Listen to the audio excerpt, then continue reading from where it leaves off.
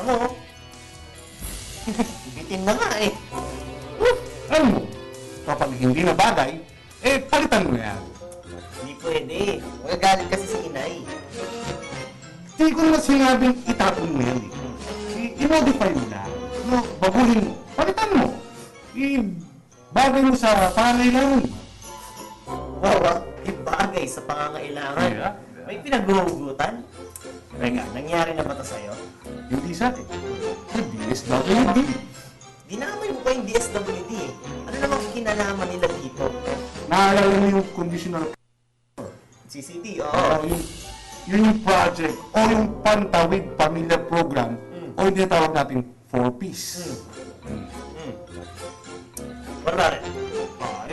Di ba, para ka maging member nito, dapat meron ka na permanenteng tirahan. Hindi yung pakalat-kalat ka ng salansangan. Aha. Yun. Ibig sabihin, no, hindi pwedeng maging member ng 4Ps mga walang bahay. Tama. Aha. Hindi pala member ng 4P sa mga nakatira sa kalye, sa gilid ng kalsada, o sa mga pamilya na walang bahay. Hindi ko lang nalaman yun, ha? Paano yun? Dati yun. Pero ngayon, hindi na, no? Minodify ng kaunti. No? Binago ng kaunti ng DSWD ang 4Ps. No? May modified conditional cash transfer for homeless street families. O yung tinatawag natin MCCTHFS. Homeless Families, MCCT-HFS. May version ng 4Ps para sa mga walang permanenteng bahay o yung mga nakatira lang sa kalye. Naguguluhan lang ako eh. Ano namang pagkakatulad at pinagkaiba nito sa regular na 4Ps? Question. Yan ha. Doon muna tayo sa pagkakatulad.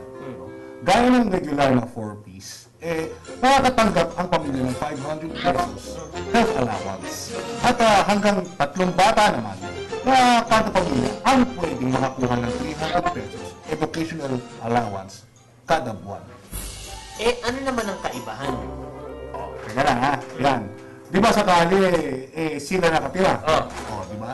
Bibigyan sila ng DSWD ng pera pang-upa ng bahay sa loob ng 6 na buwan para hindi na sila pakalat-kalat sa lansangan. Paano na lang pagkatapos ng 6 na buwan at wala pa rin silang pang-upa? Di babalik na naman sila sa lansangan yan. Sa tingin ko, hindi na. Sa oras kasi na maging member sila nito, MCCT, HFS, bibigyan na sila ng livelihood skills training para pag may skills sila, kikita na sila at kaya na nilang tumayo sa sarili nilang mga paa. Ang ganda nun ha. Kung magkakaganyan, na mga pamilyang pakalat-kalat sa lansangan. Ayos, di ba? Nagle-level up na tayo. Oo, lume-level up na tayo. Yes. Kaya, gaya ng regular 4Ps, yung mga condition din dapat sundin ng mga pamilyang member nito. Ano-ano naman yun?